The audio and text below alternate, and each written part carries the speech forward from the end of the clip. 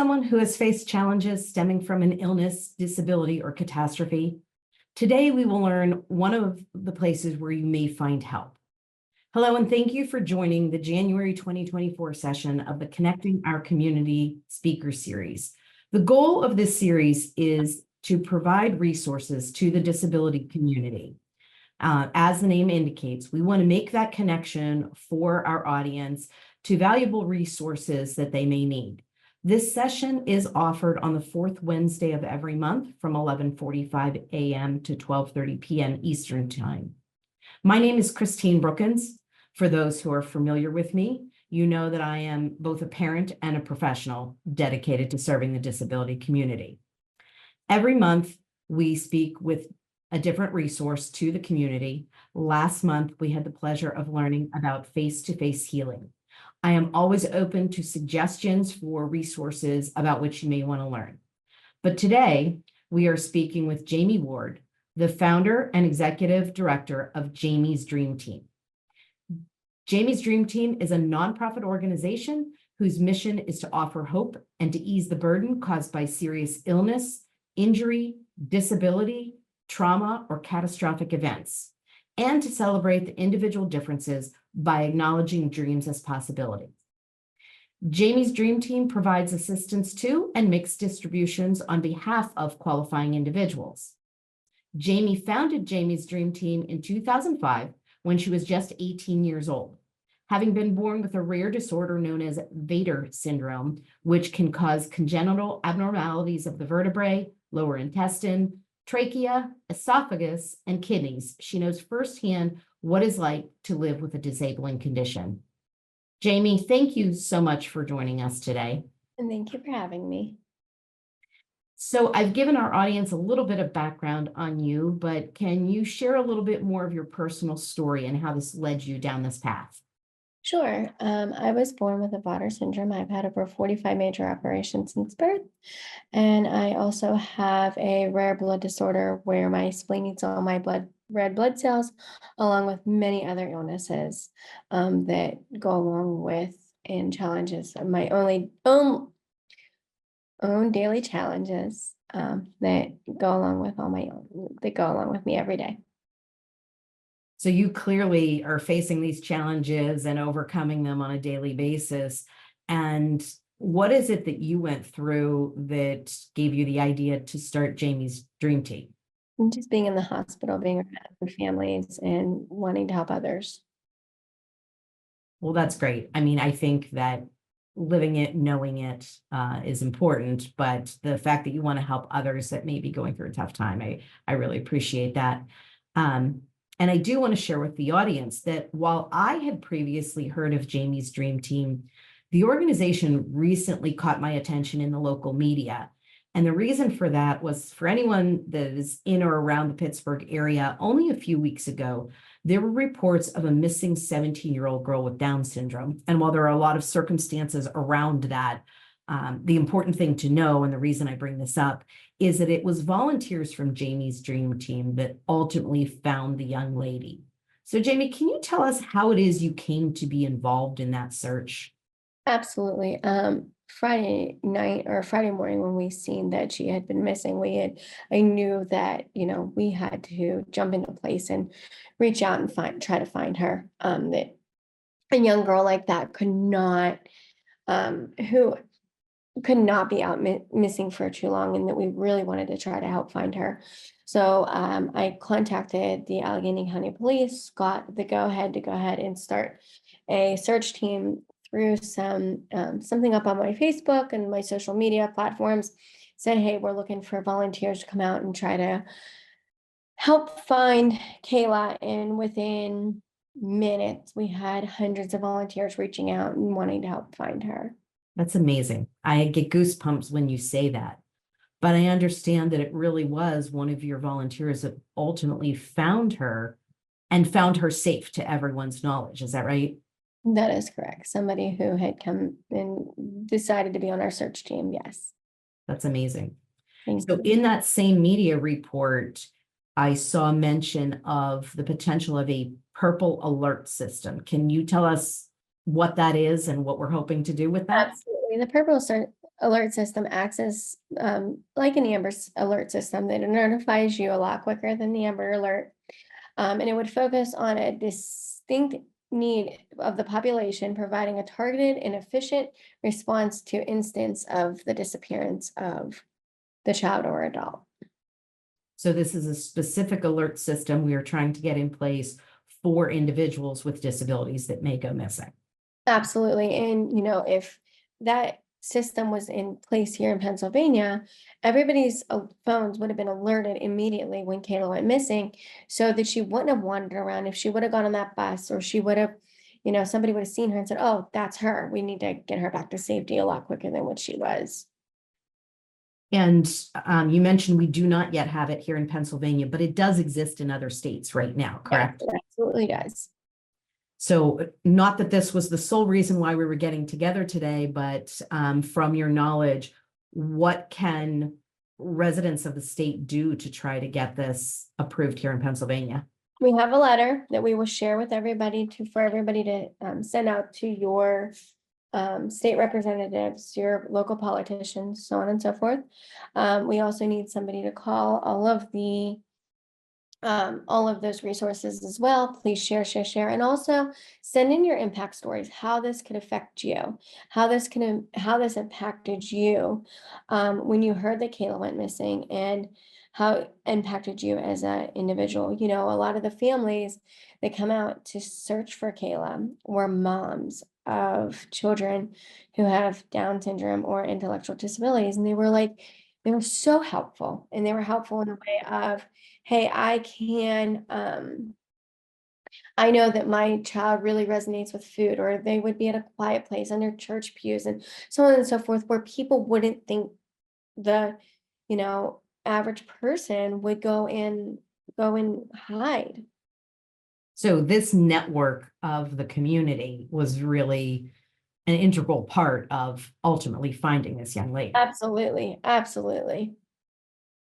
And I think that's fortunately a great outcome. And you had those resources because people came together. But for our audience, I really just want to mention that is just a scratch on the surface of the many, many things that Jamie's Dream Team does. So if we can go back and review in general, what does Jamie's Dream Team provide? What do you hope to do through your organization? We hope to provide assistance and dreams to those who are suffering from illness, trauma, or catastrophic events. Also, we do dreams. We also provide necessities, and also we have 2 trips, one being 321 Disney, and also Disney Extravaganza, which both trips are the same trip, but serve different populations. 321 Disney serves the Down syndrome community, and Disney Extravaganza serves the children with intellectual disabilities and autism. And we take families on a full paid vacation to Walt Disney World. That's amazing. The children, thank you, their children and their families. And we take them with a group of other individuals. So about 25 families go at a time. And we do this trip twice a year. And we send them to Walt Disney World. And we're looking right now to extend that program into other destinations as well. So that's a fabulous thing that you specifically said. There are 2 different trips, one for the Down syndrome population and the other for the autism and intellectual disabilities. So you gather a group of common families, or at least that they have that commonality, and they travel together. Is that right? Absolutely. But each family stays as a family unit. They stay as a family unit. They can go on, they can do what they want the whole week. It's a week vacation. Wow. They do what they want, and then if they choose, they can be make some friends along the way. So how do they get there? Right now they travel by commercial airlines. Okay. What we do is we go into a group into the Pittsburgh airport, We get our sunflower badges, go through security as a group, and then we board the flight as a group and go to Walt Disney World and come back the same way. And I have to imagine there's power in numbers, because these families may have situations occurring that they couldn't do this on their own without the support. So what kind of support does your organization provide on these trips? On these trips, we also provide volunteers. Sometimes there's students that are going for occupational therapy, Okay. also nurses, and also other just volunteers who come to help with the assistance of those children and their families. So if, let's just say, someone's having a meltdown in line and somebody needs to go get them a drink, or they can stand in line for them if they need to stand in line, or if the parents need a break just for a couple minutes, that volunteer can interact with the child and so on and so forth. Or if there's other children, a lot of times there's other children that might want to do something, but their child necessarily can't. So mom really wants to, maybe go on a ride with another child. So our occupational therapist volunteer will sit with the other child and, make them comfortable and have fun with them as well, so that everybody's included. That's A an lot of amazing level of support. It really is. Thank you. A lot of the times when you have a sibling, the sibling gets pushed aside because of everything, and we want to make sure everybody is always included. I know with my own circumstance, I have a sister who is 34, and for a long time she suffered with bulimia because of being afraid with my illness Mhm. and with everything that I went through. And like I said, she, sometimes I think suffered from being, I guess, second in command, because a lot of the focus had to be put on me. And I think that, any family that has a child with a disability, if they look back, they may find something similar. But in the moment, I'm quite sure that's not what these parents are experiencing. In the moment, you're dealing with whatever the medical issue is, whatever the meltdown is. And just hearing that your organization not only provides these tremendous trips, but such a level of support along with it is so encouraging. It really is. Yeah. So I know you do these trips for these different populations. Let's talk about some of the other things you do. I understand you've been involved in a few weddings. We have, absolutely. We do we do several weddings. We've done weddings for she's an occupational therapist who was diagnosed with breast cancer. We did her wedding. We've done also two individuals who have intellectual disabilities. Um, they met on Christian Mingle. They fell in love, and we did their celebration of love. Yes, it was a quote unquote marriage, but they were unable to legally get married due to their income and their insurance and so on and so forth. And you probably can explain that a little better than I can. Well, I do know, and I'm just so glad to learn that your organization operates with an awareness of this. If there are means tested benefits that involve income and asset limits, that simply getting married could change those numbers and make somebody ineligible. So it's so meaningful to hear you say that while you will provide dreams and make them come true, you do so in a manner that you're aware that these things are so important and that you can preserve that eligibility. Absolutely. And love is love. And you don't want to deny somebody love just because they have, a disability. You want to make them know that, my biggest thing is never treat somebody different just because they have a disability. So you want them to get the fulfillment out of life just like you or I. So Absolutely. if they want to get married, let's get them married and let's make them happy. That's wonderful. I love to hear it and your approach around it too.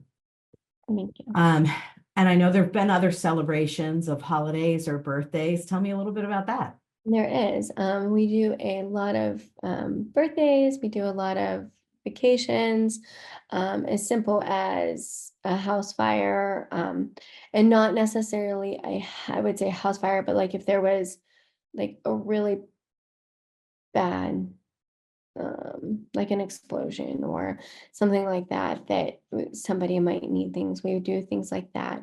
And the most rewarding thing out of all this is being able to go in and relate to these families. And a lot of our volunteers and a lot of our staff and board members also can relate to families who have children or who also are sick because they are sick as well. A lot of the times, we're not just a one-stop shop. You do your dream and you go on. We are a family when you leave here. And a lot of the times I'm just called to the hospital or to a family just to talk to them and get them through their day to day. And maybe a young girl, we recently helped a young girl who had the flu, and her whole life turned upside down. She has a trach now. She has a lot of issues. And I remember her just really struggling just to even, fight. And I went to the hospital and I said, listen, like, I have a lot of medical problems too. I have these tubes in my stomach. I have things that, you know, a lot of different things as well. And I still am married. I still have a daughter. Yes, that looked a little different for me, but we made it work. And you're going to be able to make it work too. And I really love pushing, people to get better, you know, um, and love being able to be their support system and their one-on-one. That the family that got married, that we did their wedding, that they still call me every day. The young girl, I was sad that she wanted to have a baby, and they couldn't have a baby. And I mean, there was no way they can honestly take care of a child. And I literally sat and looked at different ways for this girl to get that feeling, because Right. she was not intellectually disabled at one point. She was atypical and she was bit by a spider. So she has that knowing in her head, hey, wait, this happened to me. Right. Now, so I sat with her and I said, okay, let's look at different ways you can do this. There's ways to go to the hospital and you can, rock the babies, or you can work in a daycare, or you can, be a nanny and help somebody, like to get that almost fulfillment out of it without being a mom as well. So that almost mentoring families, I really love that part of it too. That's so huge. And just the ideas that you're coming up with, it's multifaceted, is what I'm hearing. And that you become involved in these people's lives and you're still part of their lives. I really, that's encouraging and hopeful for so many people that, when you first encounter them, may not have that hope. Absolutely, absolutely. And it's funny because they'll call me at, the brother or the husband, he doesn't sleep. He doesn't sleep. So they'll have a fight and they'll call me. He'll call me like 3 in the morning. And I'm like, I'm up, come on, let's talk. And someone said the other day, like, he said, what'd you do? I said, oh, I was up with him all night on the phone. And they're like, you are? And I'm like, absolutely. Like, he needed that. He didn't just, I'm not going to just walk away from them now. They need this. That's really impressive. Not there's so many organizations out there that do so many wonderful things, but I can tell you really have a heart for this, and no matter what the concern, you're finding a way to help people. And I know we've talked before that some of the ways you help people are not always a dream per se, but helping them to stay afloat. What are some of the things that you've done in that arena? Absolutely. We have helped with bills. My dad owns a repossession company. I can't tell you how many times this man has come home and said, hey, listen, I met a family that, their car we have their car on our list, and their child has cancer, or they're really struggling and I'll pay the payment, or, so they really need the help. So we'll do some bills, some we have done remodels in the past. I try to stay away from medical remodels, only because of ADA compliance, so on and so forth, and the liability of all of that. Um, a lot of financial support we've done. So, um, just How does anything. that financial support look when you do have those people that may have those benefit eligibility issues? Oh, How can you help there? okay, so if somebody, I will pay a bill, or I will, pay the bill directly, or I will give them gift cards. So, or take them to the grocery store and buy them groceries, or something along those lines to make sure, or set them up with like, okay, I know they're gonna need groceries monthly, or they're on a special diet, or so on and so forth. So we'll take them monthly grocery shopping or something like that, so that they're not losing that income by taking money off of us. I think that that is so special that you're able to do that and you try to do it in a way that truly does help people. So as we're saying all of these things, you know, you and I have talked a lot about different levels of help that you've done. You've done things at the beginning of life and unfortunately at the end of life also. How can you help in those situations? We have also done funerals.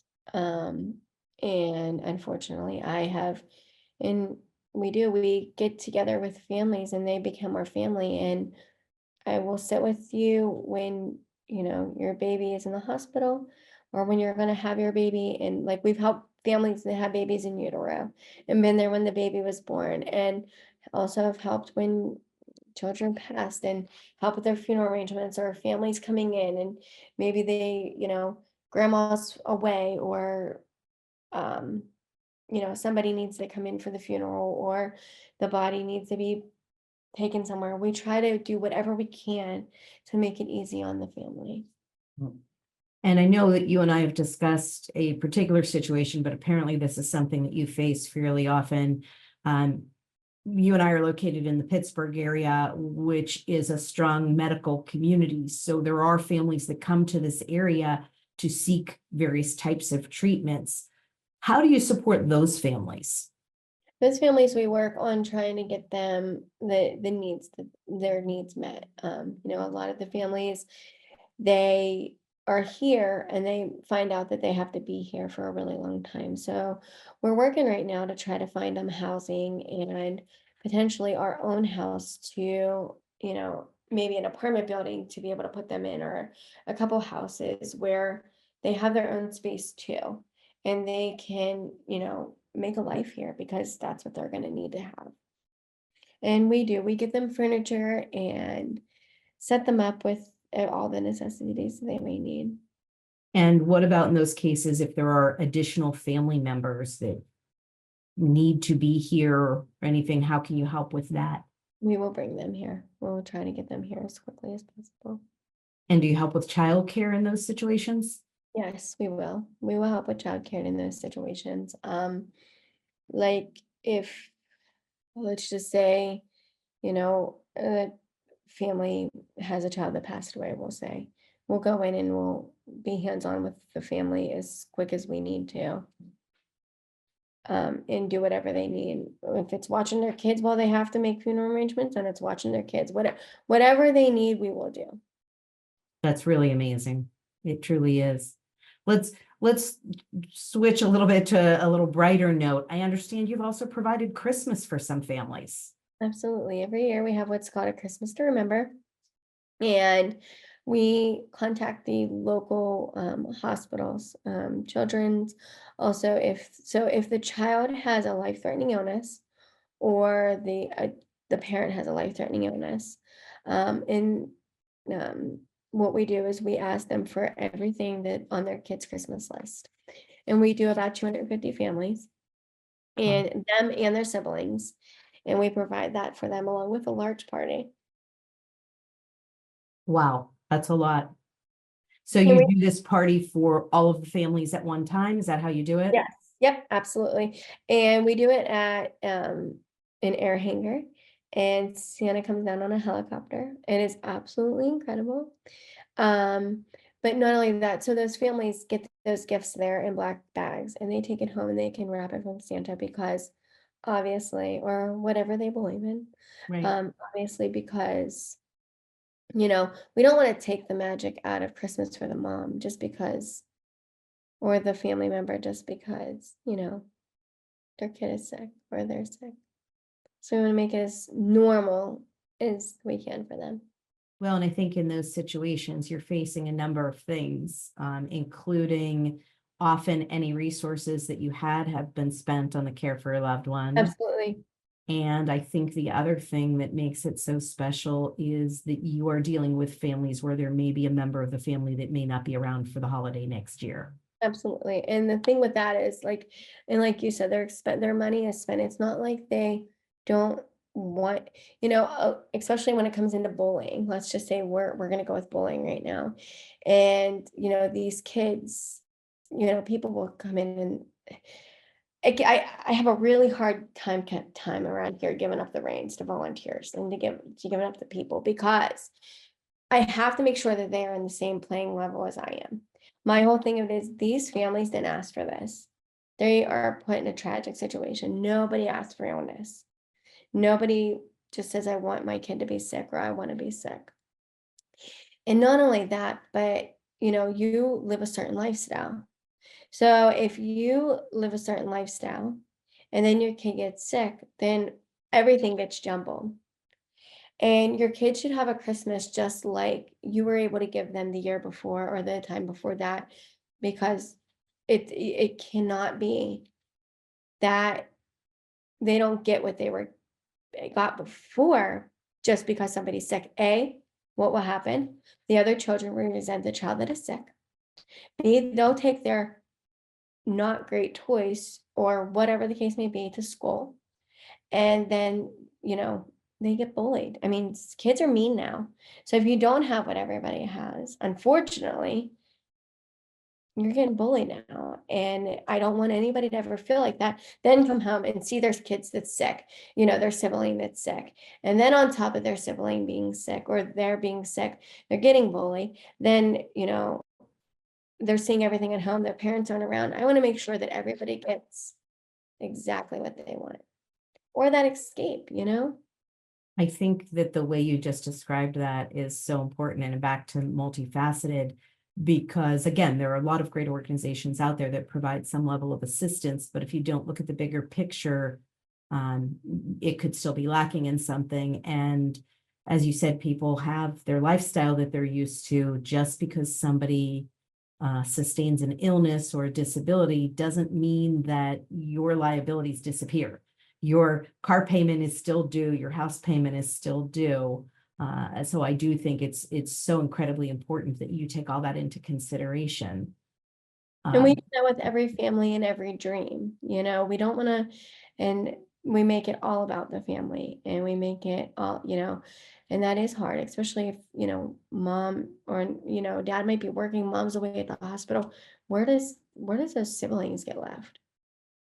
Or where does the child that is sick, where do they get left? Worrying about themselves, and you want to make it so happy for them, That and is so continue to make incredibly it happy. important. And we don't just, I mean, I'm known for doing multiple dreams for families. I shouldn't say that live, but it's true. Like, I can't help myself because it's true. Like, especially the families that really appreciate, Right. they really appreciate and you get the sense that you really made a difference in their life and you just want to keep helping because they are so appreciative and they're so kind. Well, and to your point, sometimes that involves multiple people. Hmm. So it does occur to me that, maybe a sibling might not get to go to camp because everything is being concentrated on the one that may be ill. So as you're talking about this and the way you approach it, it does sound to me like that is something that your crew would take into consideration. Oh, absolutely. Or we would take into consideration of doing, even a spa day for them or something that would make them happy or mom and me day or dad and me day or grandma or whoever, something to make them happy too and make them know, hey, you're still here. Everybody, you're still cared for. That is so important because too often families cannot stop in the moment and only realize the impact later. And by then it's already taken place. So that is crucial that you do that. I want to make sure that, anybody that is hearing all of this and says either that they and their family have a need or they know somebody that does, tell me what that process would look like if somebody were to reach out to your organization. So if it's an emergent need, then we just jump in action and hurry up and get there and do what we got to do, no matter what time of the day it is. If it's 5 o'clock in the morning, 12 o'clock at night, we work around the clock there. As my dream coordinator says, we do not have work hours around here, and we don't. We absolutely don't. So we work around the clock, and also, but it is an application process. You have to provide medical documentation. Provide an application, we'll come out, do an interview, make sure the dream being requested is sustainable for the family as well. I'm not going to do a dream for somebody and put them in financial debt. I'm not going to give you a car that you can't afford, or something. Everything has to be sustainable. And I think sometimes people, you say, I'm going to give you a dream, and they're like, oh, and I'm like, oh, no. I want a new puppy. Yes, that's great, but can you take care of the puppy? Something like that. Well, that's also so very important, that sustainability, because it would be worse if I asked for a puppy and you gave me a puppy and then somebody else took it away from me. Absolutely. But you have given puppies, haven't you? A lot. A lot. So yes, there is an application process, and we have interview processes and so on and so forth, and we just go from there. And it's so funny because we also do, I make sure that we're not just giving a dream, we're making sure that, hey, you be honest with me. I just left a family this morning, and that's why I'm not all dressed up. I'm in my sweatpants because I go out and I see the family as I am myself. I'm not a professional by any means. Because when I'm with these families, because I need them to relate. I need them to know that I can relate to them. I need to know that, yes, you might want to go to Disney World, but do you have groceries in your refrigerator? And if you don't have groceries in your refrigerator, I'm going to give you those groceries as well as your trip. That's huge. So I want to make sure that we do share the information so that people know if they do need to reach out to Jamie's Dream Team, how they would do that. And as I'm sharing this, every month I stumble with this. So hopefully I'm sharing the appropriate information that everyone can see. If anyone wants to reach out to Jamie's Dream Team, it is jamiesdreamteam.org, and you can send an email to info@jamiesdreamteam.org or call 412-377-3898. And that is how they would reach out to initiate a referral or an intake. Is that correct? That is correct. I would definitely, if it is an emergent need right now, reach out to the 377. Otherwise, go ahead and send that email. Okay. And you have made it clear there are situations where something comes up and needs to be addressed right now, and you evidently jump right on that. So that is truly impressive. Thank you. Jamie, we still have a few minutes left. What are the things that you really want people to know about Jamie's Dream Team? We don't give up. We don't give up, and we are willing to do whatever we can to help others. That is so huge. It really is. Folks don't know behind the scenes that because you were with a family this morning, you almost weren't able to join us today, but that just shows the true dedication and the level of support that you provide. And I understand that when you are not able to be with families, you do have staff and volunteers. So how many staff do you have? We have 4 staff members, and which are all part-time. let's put it this way, they're around the clock, but they're part-time. And then Okay. we also have about 50 to 100 volunteers, give or take. That's amazing. And when we started this and talked about the search for Kayla, your volunteers, that number immediately went up when people wanted to volunteer to help to search for Oh, her. absolutely. So I imagine that anytime you have a need, you said you put something out on Facebook. I'm quite sure you have that number of volunteers fluctuates based on the need, does it not? It does. It absolutely does. And it, depending on what the situation is and their, availability. And if somebody wants to get involved as a volunteer, whether to help with the trips or the holiday party or just delivering something to a family, how would they go about doing that? They would go on our website to jamiesdreamteam.org, and they fill out a volunteer application. That's awesome. We could go on forever, but I don't want to take everybody's time. I really appreciate you sharing this information, and hopefully, as a result of this appearance today, you will have an influx of phone calls and emails, and you are prepared to handle those, are you not? Absolutely. That's good to know.